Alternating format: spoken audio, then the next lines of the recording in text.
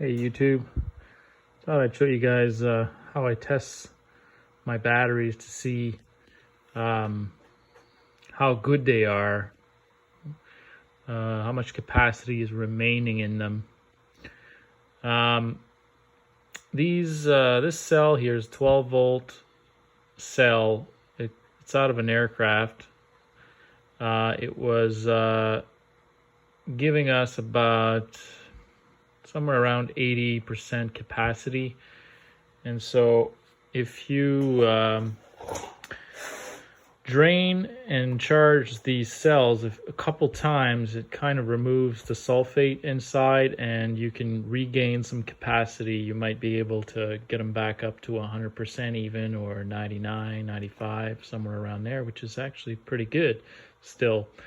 This cell should be able to output around 25 amp hour for an hour, right? 25 amps for an hour. And I've got 4 of them. I've got one here on charge. I've got another one over there that I just took off the charge also.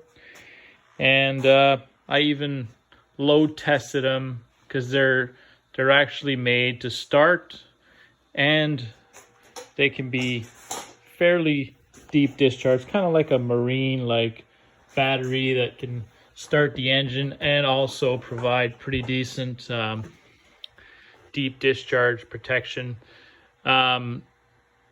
Obviously a deep cycle battery is better than this for putting in an RV, which is what I want to do with this, but it'll do the job.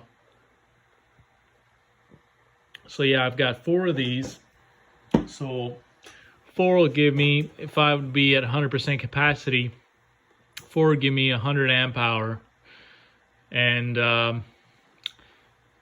that's 100 amp hour. I'm comfortable going pretty low on these batteries without thinking that I'm gonna kill them like your typical flooded lead acid that you buy. These cells actually are worth thousands of dollars new. And I'm pretty confident that even if I bring them down to 80%, that it does still have some reserve capacity anyways. That's just me babbling off about what I'm going to do with these.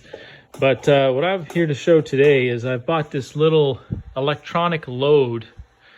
And basically what I've done, I've put the battery on charge here for about 8 hours. And so I'm assuming it's full charge. I started at around 12.9 volts. And it's been running now. You can actually flick on this thing and it'll tell you it's been running for 6 minutes.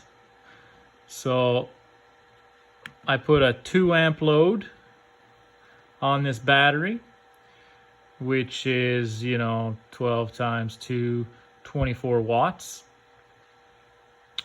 And there you can see that actually it's a little above 12 volts obviously, so yeah, so 24.86 watts is what it's drawing.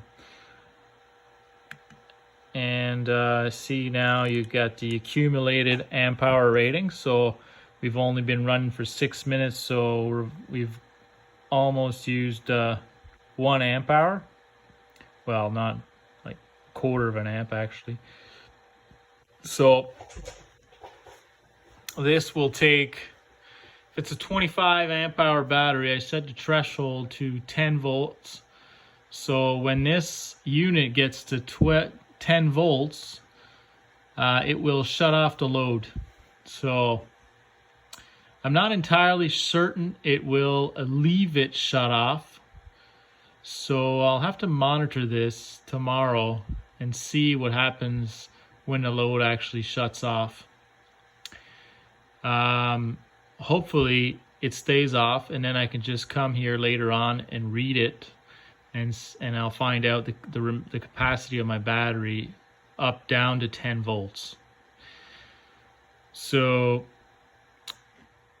the way I've got this thing set up is I've got a little 12 volt power supply just hooked up with some alligator clips on the wires coming in. This thing has got some input wires back here. Hold on, change sides here. So I've got voltage in, so that's just powering the unit. Got a little fan here, it's running right now because we're running a pretty heavy load. This thing can handle 35 watts and we're at 25, so we're pretty high up there for the capacity of this thing, especially that it's, you know, like a $10 made in China deal. And then you got the two load wires. So load negative, load positive. See one going to positive and one going to negative. So if you're wondering, this is exactly how we do it in aviation also. We've got a similar charger at work. It's huge, it's worth thousands of dollars, and it basically accomplishes the same task. You know, you read on what your battery is capable of. In this case, it's a 25 amp hour. And then you would put a 25 amp hour load, so basically full load, and you'd get this job done in an hour. But if you basically divide the load, it just takes more time. And you essentially accomplish the same task, and you discover how much power you can get out of this battery before it gets to 10 volts. So when I'm out camping, I know this battery can put out, you know, close to 25 amp hours. So if I monitor my usage using a, it's kind of like one of these deals over here, you know, you put it reads your power consumed over a length of time, kind of like this is doing with the load. So it'll tell you, but you're not putting a load, it's just reading the load. So it'll tell you after a day you've been out camping, you've used maybe, you know, I don't know, 10 amp hour, you know.